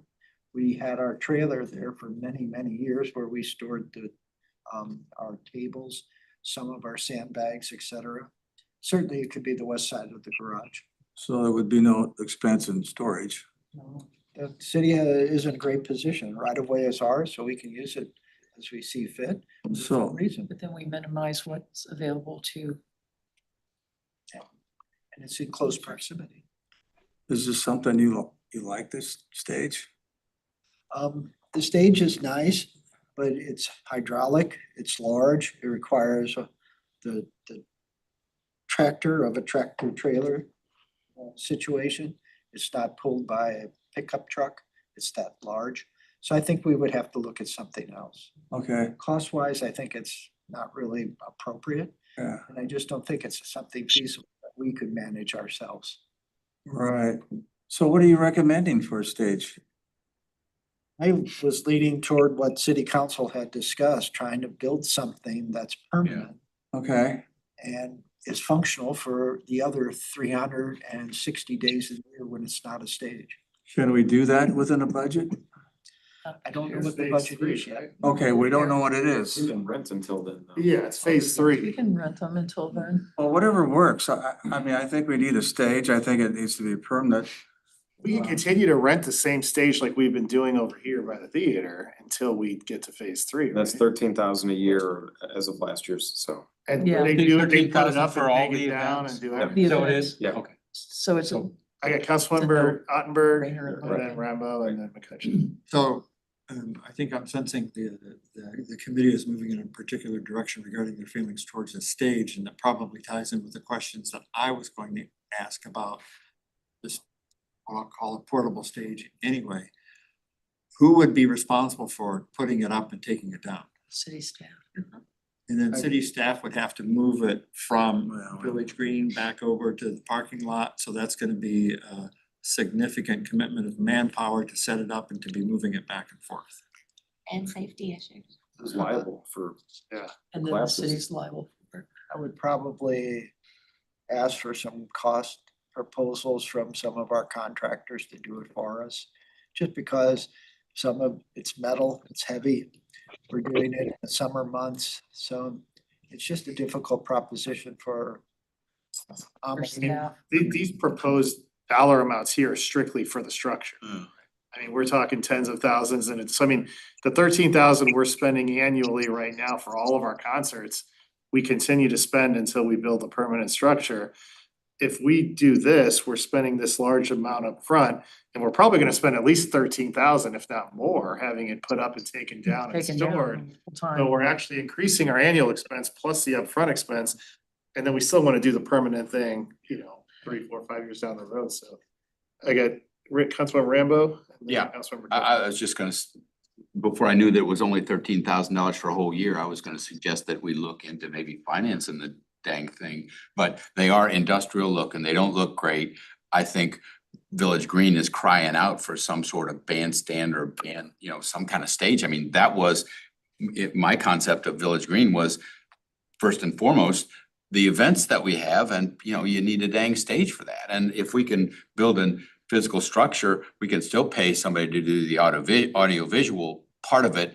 But we don't have any idea what that cost is gonna be. And so I would kind of lean against buying a stage that we have to assemble with city staff and that looks ugly. I'd rather just continue to rent an ugly stage and try to prioritize in the future budget, building a Yeah. structure that's worthy of the rest of the We village. have it as part of phase 3 to be done, so it's just a matter of when we get to that point. Yeah, but can we get the money for it though? Don't we have to stay within the budget of? Yeah, that was my Is it question. $4 million? Is that what's the? 4.6 is what I remember. I could be off a bit, but But it goes up each year. yes, as based on inflation Mhm. pressures. Hey, wait a few years, we'll have it. I think assembly and reassembly on that, I think that's kind of fragile, that pad there. It's probably gonna beat the hell out of it by the time we get around to. So how do we get a permanent stage eventually? If we're stuck within that budget? Well, I think if the committee is agreeable, we would continue to rent the current equipment. And then during the budget cycle this year, look at, okay, here's what we spent to date, here's what is available. This is what is our priority. If it's the stage, then we authorize money to do design and engineering and then build it at some point in the future. So do you need, if the committee's recommendation is to not purchase one of these and just continue, do you need a motion for that? Yes. Somebody like to make that motion, Councilman Rottenberg, seconded by Councilman Dodwell. Any further discussion on the motion? I would just like to know if we have any, even a conceptual Can I drawing. just make one comment? It's Vicky. Oh, yeah. Oh, So Um, that's my question. go ahead. Sorry, Vicky, I asked a question. Can we get an answer Yeah. before or after? What do you think? We could certainly get some type of, what I would suggest is instead of spending money on, let's say, an architect, landscape architect, whatever. Right. We could probably find some images that show what others have It'd be done. nice to know. And here's what we're looking at today with the aluminum. Looks like it's a Tinker Toy versus this is what we'd like to have graphically. I think being able to graphically see that difference is important if we're talking about the budget. That's all. Just one more point, I apologize. Early on, when we were just starting Village Green, Mr. Dobb of Bombshell Construction and I had a conversation. And he thought trying to cantilever something in terms of shade so that there would be no obstructions, poles in front of the band itself. And so there's that thought, but certainly we can find some images that would give you at least some food for thought. Councilwoman Bluesky? Just one comment, wanted to say that I brought it forward based on Celebrate Wildwood Committee saying that based on the cost of renting, that it appeared the ability to buy a stage would be approximately the same amount. This committee decided that we wanted to look for a more permanent solution, and that's when we went back and said, please find out what those costs are it sounds like those costs are pretty expensive at this point. So I think that was the initial reason why we went this direction, was based on this committee making that recommendation, that we look at a permanent solution, but it still sounds like it's cost prohibitive at this point. All right, so we have the motion on the floor to proceed with the status quo of renting for 13,000 a year. Any further discussion? Okay, seeing none, all in favor, please say aye. Aye. Aye. Any opposed? Any abstention? Awesome. Okay, great. Next on the agenda is Village Green Phase 1 update. Director Vinich. Thank you again, Mr. Chair, and I promise from this point forward, it's Ms. Ripatola will be talking to you. In terms of the Village Green update, there's just a couple of key points. Conversations have been held with Bombshell Construction, and they should be out on the site tomorrow and Wednesday. At the very least, doing some of the punch list items that have been identified as part of the memorandum. Next level, the concrete contractor will be out there. There's a couple of areas on the stage as well. Next is the concrete path that joins the stage and have some blemishes associated with them. We're going to use some sandblasting and try to get the colors consistent and remove the blemishes that are in association with it. Tom Kelp, who's done the stormwater installations for the management component, as well as the water fountain, or they can call it a while back from in California that is necessary for the water fountain. The water fountain part will be in this week, and they promise to install the water fountain next week. So we are getting some progress finally, and I think that's key. Obviously, there's some other punch list items that aren't as critical as some of the actual physical work at the location. Those are all the warranty information, the booklets that are provided relative to the equipment, et cetera, et cetera. Mr. Lee and I had a conversation today. We're not exactly sure when the furniture is going to show up. We've tried to get an estimate. Obviously, getting things from China or other locations is a little more difficult these days. And so we're just kind of waiting to see. The other item on the, as part of the memorandum is a little more meaty. As you know, in about 6 weeks, we'll have our first event there. And shortly thereafter, we'll have our opening and then also our major fundraising effort at phase 2. Intent based upon our fundraising committee and others to actually try to get some of our larger donors, potential donors, out to the site and show it to them. Unlimited Play has made a commitment to be there that day and line out where all of the components would be. Ms. McKay, the owner of Unlimited Play, will be there and for the most part lead the discussion on why it is something that if you're interested, you should donate. Saying all of that, there are 2 areas that the department had requested a change order from Bombshell Construction. The end of Main Street, which is where the switchgear was installed, and then the western edge of the oval. Bombshell provided that information. The cost was reasonable, but not great. And so the department got a second bid from T Hill Construction. And that bid is part of the memorandum. Department is wanting to get the work done quickly and complete that 28th spring egg hunt. Well, I think for a safe event, certainly if you notice, people continue to use Crestview Drive and are maneuvering through rock and mud. They traverse that particular area at the end of Main Street. The bid is Bombshell. At this stage, I think Mr. Lee and I agree just need to get the work done and have it ready for our event as we start the spring.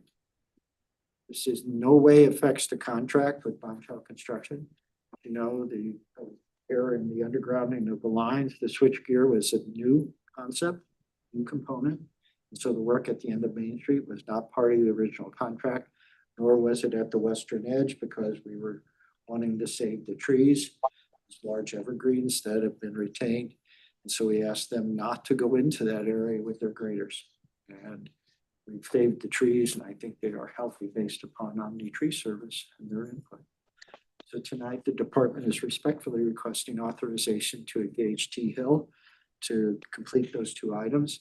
T Hill is one of our 11 maintenance contractors that were approved at the start of this fiscal year, 2026, as part of our overall bidding process. So from that perspective, we're not going outside the maintenance contracts in this particular instance. So from the perspective of the department, we appreciate the decision tonight so we can make some headway one way or the other. Thank you.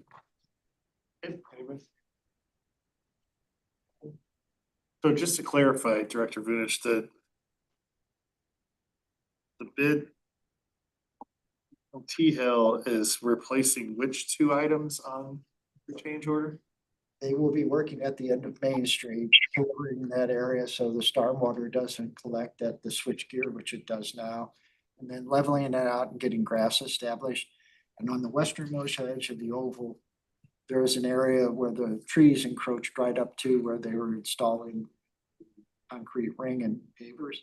We asked them not to go any further because they were using a large grader and we were afraid they were going to. Oh, so, but I'm saying that this bid for T Hill for $13,950, this is separate from all the change orders. So we're just looking at contracting T Hill versus talking to Bombshell. Yeah, we had talked to Bombshell and the difference is approximately, I think, $4,000. Okay. But all these other change orders are already in place. Yes, and they were presented to city council, as Yeah. you know, at the Monday meeting. Yeah. Collectively with all the background material. Councilor Robert, did you have a question? No. So would somebody like to make the motion to engage T Hill for this work? Councilmember Dowdell? Do you have a second? Councilor Rottenberg? Any discussion on the motion? Seeing none, all in favor, please say aye. Aye. Bye. Opposed? Any abstention? Thank All right, you. awesome. All right, so now we've got Village Green Phase 2, fundraising efforts and general updates, Ms. Rippetoe. Thank you, Mr. Chair. Mr. Chair, members of the committee. I wish I had more updates to give you about the fundraising efforts, but we've kind of hit a lull right now, and the group hasn't met since January 14th, which, so you had a recent update on it. As far as the fundraising between then and now, we were at 23,160, and we're at 23,730 now. So it hasn't gone up despite our, posting more on social media and such. We have gotten a ton of views on our story map. There's been over 1,500 views. We just haven't had a whole lot of people sponsoring. The Able Fables to date is showing $150 race on their site, which, given it's about $5 per item purchased, is actually better than it seems. Sure. On the donations, the way the site shows it, it kind of insinuates that you have to give the full 5,000 or the full 4,000. Is there any way that we can change the website a little bit to say, give your donation to this item, and then they can pick $150, $200, or? Well, the website, it goes through all of the different pieces of equipment, and we've only have 6 pieces of equipment sponsored, and those are sponsored really early on. But we have had several people contribute $100, $150. Okay. In January, we had a $500 contribution. So I think people have figured out that they can. Okay. They don't have to sponsor an entire item, and so I don't Okay. know that that's confusion. I haven't gotten any calls on Okay. that either. So, but that is the way that Unlimited Play has it set up, and so Perfect. we don't have a whole lot of control over that. I've already finagled, I think, as much as I can. We have our own special website. But yeah, so that being said, the committee's decided to focus more on like the $500,000 deficit rather than the almost $4 million for the entire park and try and bridge that gap. And thus far, we have, you know, approximately $24,000 towards that. Again, as Director Vunich noted, we would like to target larger donors, sponsors outside of Wildwood, maybe hospitals and such. And so having a fundraising component as part of the opening of the Village Green so that Ms. McKay could, you know, give her spiel and prior to the Village Green ribbon cutting, and then everyone could meet out on the Village Green property. I think we're leaning towards a Saturday in April, either the 11th or the 25th. The sponsorship group is, or the fundraising group is meeting next week, so we'll discuss the details of that further.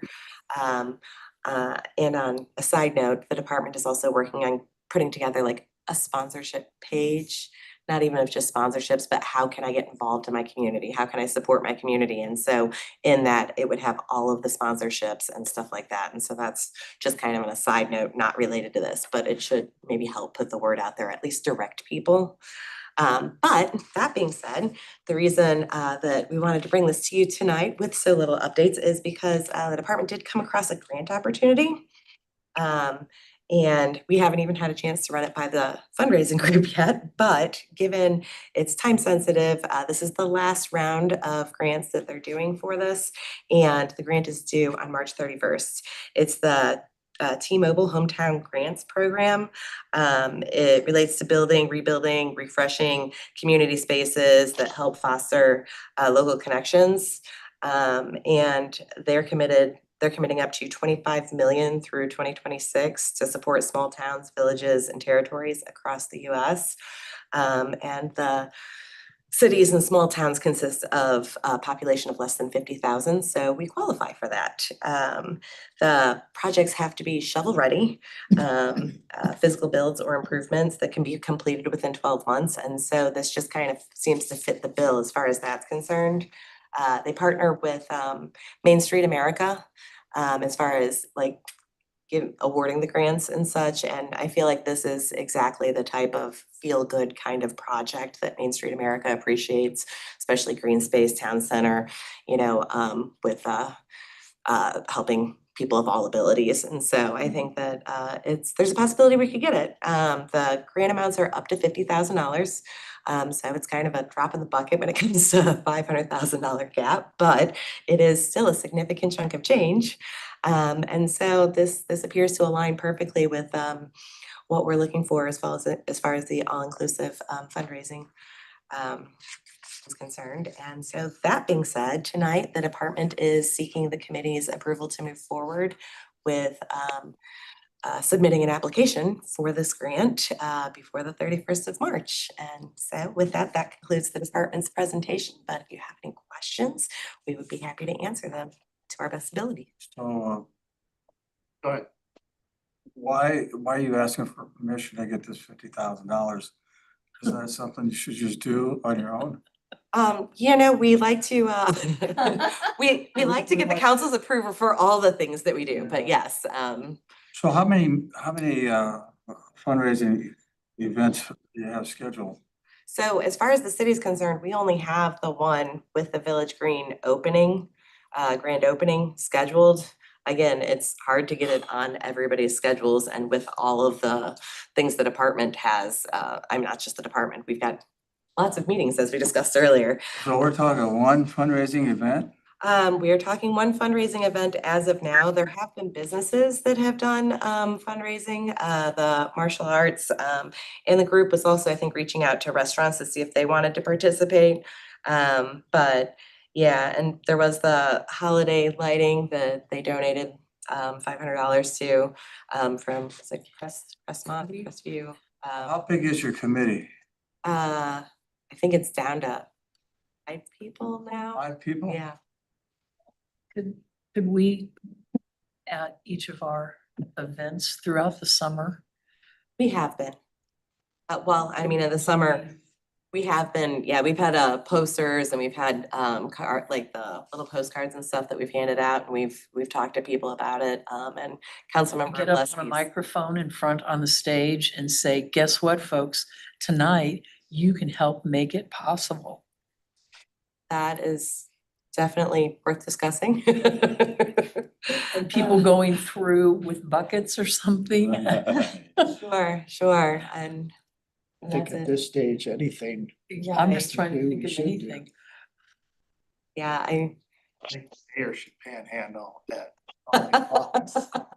Wayne and Taylor, get out there with his own book. Good luck Yeah. with that one. That being said, if anyone has any suggestions for people that we should invite to this fundraising, little VIP party prior to the Village Green grand opening, send me names of people and businesses and such that you think would be great to reach out to and invite to this. Okay.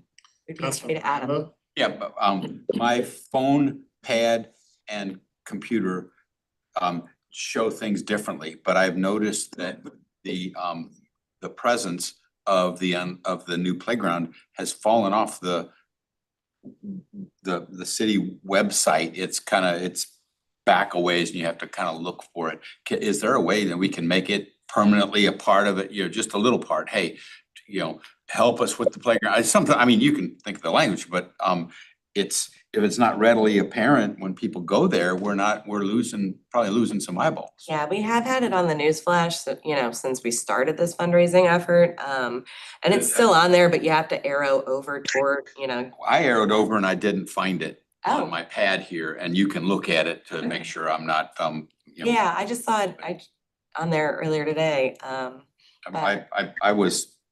I had an Amtrak disaster and I had, my brain is not working very well, but I think I'm hoping that how do I get involved? Like what we would like to do is link it with under the how do I, also under residents, link it support everywhere, your yeah. community, businesses, support your community, or like get involved or Yes. something like that. And then just have a page that goes into volunteering for boards, commissions, committees, that goes into our various commemorative programs, but just a blip of it and then takes it to the page, but have it all collectively in one place. I think we can do better. Um, It's my And if own. the Yeah, businesses it's- would let you put a poster, picture of the playground in their windows, I'd help. They can't Yeah. even open signs in their windows right now. That's true. Can I make a comment at some point too? Yeah, I got Councilmember Rottenberg and then I got you, Councilmember Buski. Thank you. I have two crazy ideas here when it comes to the fundraising, and I've seen this used to good effect in some other fundraising efforts. One is we have a fundraising event to have an auctioneer there. Now, auctioneers obviously when you charge a fee, but they can be very effective sometimes in spurring the crowd into maybe reaching a little bit more deeper into their pockets than you might otherwise. The other thing would be, and Councilman Rambo alluded to this, making a fundraising, and I don't know if we can do this or not, or if this is appropriate, but making a fundraising effort visible on the city's website in the form of, we have the playground there, and then we have the traditional thermometer that you see that, it starts to rise as we get closer and closer to our particular goal. Seeing that could encourage people to give because they want to see that thermometer go all the way to the top. There is one of those on Unlimited Play's website, like Okay. they have, percentage of goal attained and our website directs people there, but I guess now it's we have the story map in between going to Yeah, the, the story map, I can't get that to work. really? Oh, that's unfortunate. No, I've tried it on different devices. I can't get it to open up. Yeah, we need to tweak that a little bit. Okay, I'll look into it and see, and figure out the issue there. Councilmember Buski? Just a quick comment. I think from my perspective, I do a lot of fundraising. I think from the city's perspective, it's difficult because they haven't done it in the past, and trying to find something that the city group is comfortable with for us going forward is trying to find a way to make that come together in a way that's successful for all of us. I did recommend having an event prior to the opening of Village Green, and I think that wasn't as well received, but did come back and say we should have something earlier in the day prior to the opening of the Village Green and the ribbon cutting for that. And we'll talk about it next week and see if that's something that everybody feels comfortable with. But I think because the city hasn't done this in the past, it's harder to come to terms on what is the right event. I'm very willing to try and say we need to decide on what that is so that we can make this come together with the right people there to do the fundraising we need. I think it's just trying to pull all the parts together in a way that everyone feels comfortable. At this point is where I'm at from my perspective, because I feel like we're trying to pull that together in the right way. I think it's just difficult because it's new to the city. I think the whole premise of the fundraising is a great way to try to generate additional funds to help subsidize some of the costs that we're undertaking for this thing. And I think, but I also think that because this is so new to your point, Councilor Lusky, most people don't even really understand the Village Green yet until they actually get to go there and enjoy it and start to see what's there. I think the fundraising efforts might materialize better and more fruitfully in the coming years when people are actually using it. And then I think if we stay in front of them and keep it, I would also caution that, there's a lot of different, typically the city's coming at people about ordinances and changing this. And right now we've got the deer thing that's taking a lot of publicity, and we've got the Turnberry thing going on and all this kind of stuff. So, coming at people too hard about money and donations, I think to put it out there, make sure it's visible. But I think to be too aggressive with it, I'd be careful with that. And especially considering, a lot of people, Wildwood's a upper middle class city, but for the most part, but a lot of people are feeling financial pressures right now. I mean, credit card balances are at historic highs, delinquencies are rising. I mean, so there's definitely, and I'm not trying to get into economic discussion. I'm just saying though, like if we're coming at people really hard about donations, I think making sure that it's visible and it's out there. So somebody who might be in a position or inclined to want to do that, and keep in mind too, everybody with kids that would be using the Village Green and the unlimited play and all that. All these schools are having all these auctions and fundraisers all the time. Everybody's in Girl Scouts and Boy Scouts and soccer teams and basketball teams, and every single organization that families participate in are constantly asking them for money and fundraising for a million different things. So I would advocate that the city's probably on a lower end of the totem pole of priorities for most people when it comes to making a donation. So once again, I think it's a great idea. I think we should put it out there, make sure that the information's available, and for somebody who might be interested, and at our events have posters and signage, but I think we should be careful as to how aggressive we're pushing it in So people's Michael, you're face. saying really, you're basically saying we don't need a fundraiser then, right? No, I'm not saying, I'm just saying, I just don't think we should be making it like a main focal point of the Village Green. And Now what we're doing. Vicky's a fundraiser, right? Is that my understanding? I Do do you it a have- lot. Do you have some kind of different idea how we can raise money beyond the routine? Or Way to raise it? Expectations maybe too lofty here. We need a level set.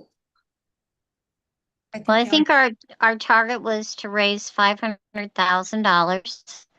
One of the ways in doing that through Ms. McKay was she was going to contact the media to see if we could do something through that source to highlight it. And then we also talked about having one fundraiser to try and invite some folks to target some folks who would be willing to donate, and also look at our other resources in the process. So I think we have a few good ideas on what to do, but I was charged with trying to help the group to fundraise. So that's my goal, is to help that group in that effort. That's correct. And Ms. McKay seemed to think that, the $500,000 was a doable number.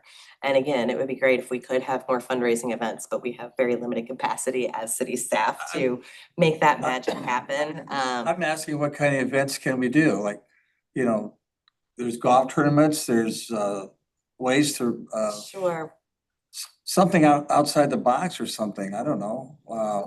I've never fundraised before. Well, and to try and incorporate it into something that is already existing, I had suggested that maybe we do before, as we do the ribbon cutting for the Village Green, that we also ask folks to come prior and to have a presentation by Miss McKay, and to do that as a fundraiser or a brunch before the event for Village Green ribbon cutting, so we could incorporate it in the way the city would like to see that happen.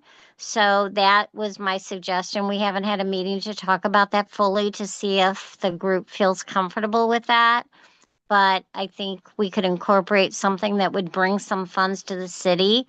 And we also would be inviting folks that we haven't asked yet to say, are you willing to give us some addresses and some people who would be willing to come to that event? So I think we could incorporate into what we already have going, as long as it's time that the mayor could be available, and that we could do it in conjunction with the opening of the Village Green. And then we talked about either having, depending upon the weather, having something inside, or having it outside, and having signage out there to show people where the equipment and things would be. Right? When are we hoping to have raised the funds to do this? Very good question. We have our $575,000 grant that's supposed to be committed by June, but So if we're at $23,000, I'm not a fundraising expert, but people need to call Albert Pujols, or, we need to go after, people, large volume donors, not organically driven community. goal with the fundraising event, with the Village Green event, is to target larger sponsors that would like to have their name on as far as sponsorship is concerned. And that's kind of the goal, is to, for this event, target that audience that has deeper pockets than, say, our small businesses that we have here. That he's going to make contact with those individuals. Yes, and Natalie McKay has actually volunteered to go meet with them personally, to invite them, because she said a lot of times people don't necessarily want to come to the event, but they're willing to, sponsor. And so she said that she's willing to, do the footwork to, So can we give her the authorization to hit the pavement? yeah, so that's what we're coming up with now. And we're coming up with a list, and that's what we'll be discussing at our next meeting. What about like naming rights for like the Enterprise Village Green? Just So a thought, we have, but I mean, like they get naming rights for 5 or 10 years or whatever it is for, a certain amount. And if we're gonna have a lot of traffic through there, it's a great advertising opportunity, but every other like amphitheater or public space like that is sold naming rights. I mean, that's a way to get in some sizable money. Could we perhaps let them meet Yeah. once again? Because I think we've kind of gone through the holiday season, which is not a real giving season for surprisingly. non-significant I others. think after the holiday season's even worse. And Letting people recover. We're asking in April, Yeah, And go then- with it and come up with different ideas. Sure. So again, if you have suggestions of businesses or have contacts with anyone, please feel free to send them to me, and we'll put them on our all-inclusive list for Natalie to chat Find with. some more of those grants for $50,000. Yeah, well, grants are time consuming, so. $50,000. 25 million. Absolutely, So and There's a that's- good chance. There's a lot of, they're giving out a lot, so it's a good find. Cool. Thank you. Absolutely. Thank Thank you. you very much, ladies. That takes us to the next item, 2 items. Does anybody have any questions, concerns, or comments related to the 2 final items under Parks Matters? Right, seeing none, that takes us into executive session, which we don't have. And then the not ready for action under Planning and Parks Matters, there's 8 items, and Director Vunich was nice enough to provide us with an update. If you look at the handout that was provided to you, there's an update on the back of that for each item of those 8, giving you an update on what's going on and the timeline for next steps related to that. If anybody has any questions relating to that, we can address those now. It looks like this. I know, I've Okay. just got a stack over here, I'm going through to find it. I'll go through it real quick if you want. The resurfacing of parking lot area at Anniversary Park. There was an attached RFP for the publication on Friday. Urban Night Sky designation of city park sites. Report to be prepared for the March committee meeting, so we'll have that next month. The foundation organization or comparable for park and recreation donations to the city. The department can have that on the next agenda, so it'll be March then as well. And the memorandum of understanding with Department of Natural Resources for Al Forster Trail. The Missouri Department of Natural Resources have been working on a format for the MOU with assistance now needed from the city attorney, so we'll get a follow-up once that's taken place. That's a slow process with MDNR. Oh, yeah. The Memorial Bench Program on city-owned lands, there's an attached memorandum for that in this packet. And there's a temporary hold given the locations for the benches are limited. Come back with something if you like, but as you know, we were kind of filling up Rock Hollow pretty bad. Not in a bad way, but almost everywhere we could put a bench, we have a bench, and so we're starting to fill up the locations and. Councilmember, Yeah, it doesn't just have to be Rock Hollow. I mean, any place somebody would want to put a bench that would work should be able to. I think we should keep that program active. Well, and certainly it's a decision of city council, but we spend a lot of time putting in benches that fit the character of the facility.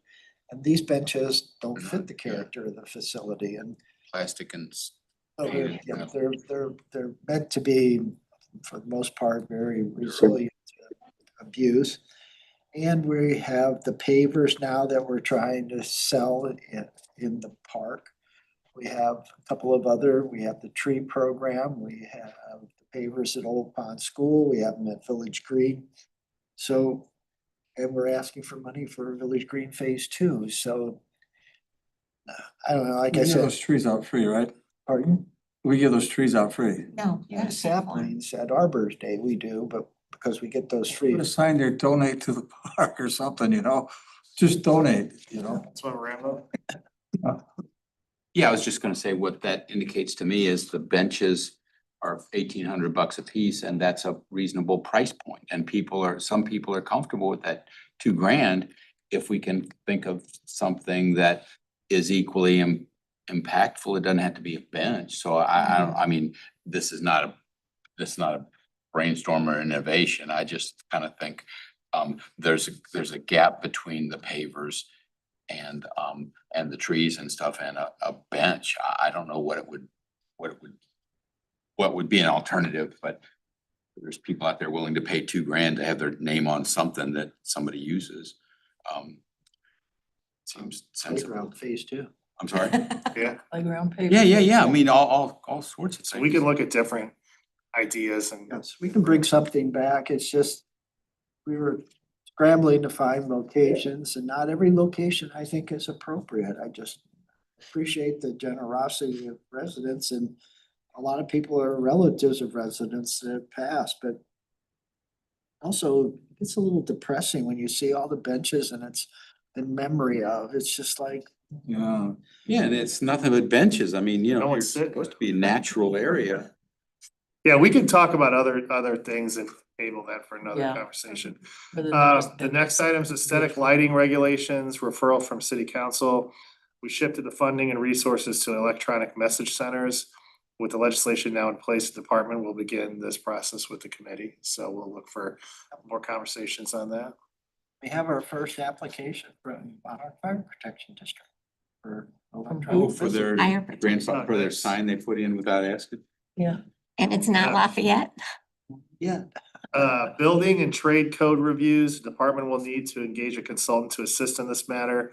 Recommendation, given the complexity of the complement of codes and interpretations by the city's partner, St. Louis County, to withdraw this item. So we'll take that off.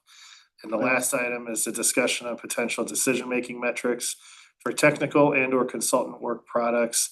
The city administrator's work in this regard may address this matter and matrices.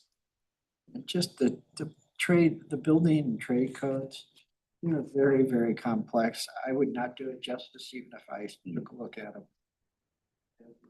County interprets them. We're on 2015. There's a new set out. We still just recently passed 2015, so it could be a black hole for us. So I would encourage us to kind of steer clear. They do, the codes work. And if you talk to many of the builders, they feel they're, but I just feel like, boy, we could spend a lot of time and not make much progress. Okay, Councilmember Cutchin? I've got miscellaneous when you get to it. Yeah, I'll get there in a second. One other thing I wanted to, really quick relating to our meeting for March. It's currently scheduled for the 17th. Would the committee be opposed to moving that to the 24th? I don't know. what Department? our- Probably not. Reason I bring that up is I'll be out of town on spring break. Spring break. It's spring break That's right, week, spring and break. St. Big con. Patrick's Day and March. Yeah.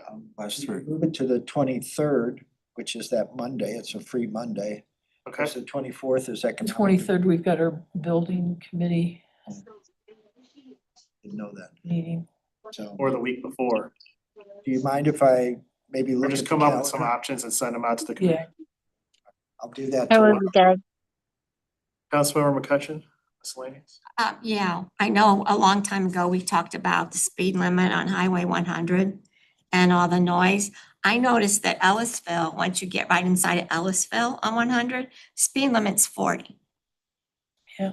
So I don't know if that's something we'd want to consider, even approaching, like MoDOT about changing the speed limit. I think it's still 50 for a while. It's 50, well, it's 'Cause 40. 50 past the storage It is for a little bit and then it's 40, because I got a ticket because I thought it was 55. after Strecker. Yeah. I think it drops after Strecker. Sorry. It does, yeah. yeah. So I mean, that's something we talked about. I noticed it.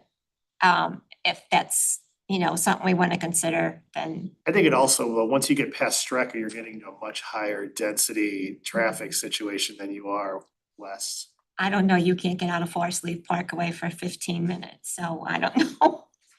I'm lucky not to get a speeding ticket.